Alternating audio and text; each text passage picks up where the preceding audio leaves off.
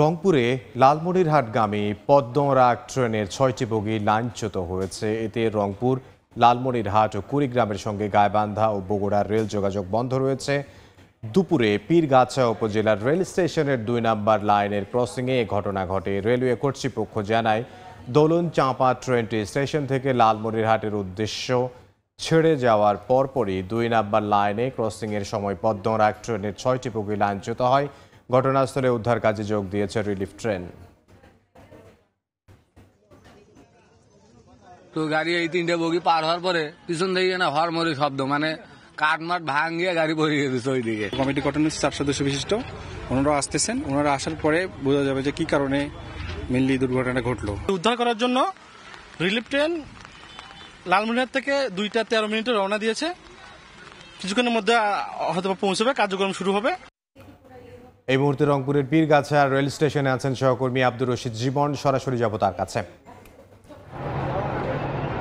সান্তাহার থেকে রংপুরের এই পীরগাছা স্টেশনে আসার পর লাইনচ্যুত হয়ে যায় রংপুরের এই একটি ট্রেনের 6টি বগি। এবং আমরা যেটি দেখছি যে পদ্মরাগ নামে কমিউটার যে ট্রেনটি রয়েছে সেটির 6টি বগির লাইনচ্যুত হওয়ার পরেই কিন্তু আসলে এখানকার যাত্রী তাদের যেমন ভোগান্তি বেড়েছে, তেমনি কিন্তু উত্তরাঞ্চলের 5টি থেকে 6টি জেলার মধ্যে রেল যোগাযোগ কিন্তু বিচ্ছিন্ন রয়েছে। এবং আমরা দেখছি যে বেলা 4:30টার পরেই কিন্তু আসলে উদ্ধারকারী যে ট্রেন, সেই ট্রেন কিন্তু ঘটনাস্থলে পৌঁছায় এবং একটি বগি কিন্তু ইতিমধ্যে উদ্ধার করে তারা নিয়ে গেছে। আবার তারা সেই উদ্ধারকারী ট্রেন এখানে এসেছে এবং ট্রেনের যে বগিগুলো লাইনচ্যুত হয়ে পড়েছিল সেই বগিগুলোকে উদ্ধারের যে কাজ সেটি কিন্তু চলমান রয়েছে। এবং রেলওয়ে কর্তৃপক্ষ বলছে যে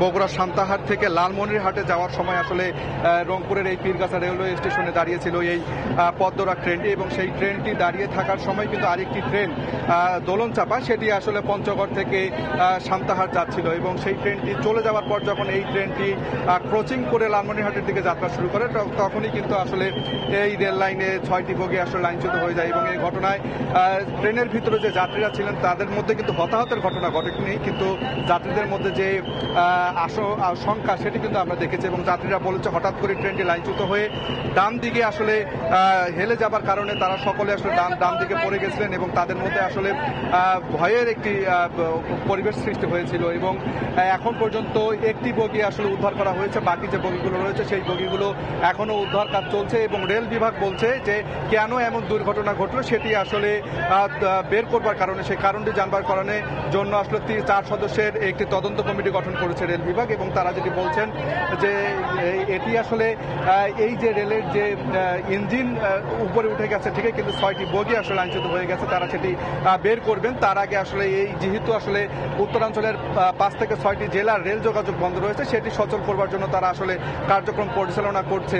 এবং আমরা বেলা 4:30টা থেকে দেখছি যে এখানে যে রিলিফ ট্রেন রয়েছে সেই রিলিফ ট্রেন দিয়ে এই বগিগুলো তুলে আবার লাইনে ওঠানোর চেষ্টা করা হচ্ছে। একটি বগি আসলে এখন পর্যন্ত উদ্ধার করা হয়েছে, বাকি বগিগুলো আসলে উদ্ধারের চেষ্টা চালিয়ে যাচ্ছে। বিশাল কর্মযজ্ঞ করছে রেল বিভাগের কর্মকর্তা কর্মচারীরা। এবং তারা যেটি বলছেন যে এই ট্রেনটিতে আসলে সচল করতে একটি দীর্ঘ সময় লাগবে, যেহেতু একটি করে বগি উদ্ধার করে সেটি একটি নির্দিষ্ট স্থানে রেখে এসে আবার বাকি বগিগুলো আসলে উদ্ধার করা হবে, সেই জন্য আসলে একটি বিশাল আসলে পরিমাণের সময় লেগে যাবে। এবং যেহেতু আসলে এখানে কোনো হতাহতের ঘটনা ঘটেনি, এখন পর্যন্ত বলা চলে যে এই রেল লাইন দিয়ে কোনো ধরনের রেল চলাচল শুরু হয়নি এবং রেল চলাচল সচল করতে বেশ খানিকটা সময় লাগবে বলে জানিয়েছে রেলওয়ে কর্তৃপক্ষ। তো সব মিলে এই ছিল রংপুরের পীরগাছা রেলওয়ে স্টেশন থেকে সবশেষ। রংপুরের পীরগাছা থেকে সহকর্মী আব্দুর রশিদ জীবন আমাদেরকে জানাচ্ছিলেন পদ্মরাগ ট্রেনের যে 6টি বগি লাইনচ্যুত হয়েছে তার সবশেষ খবর।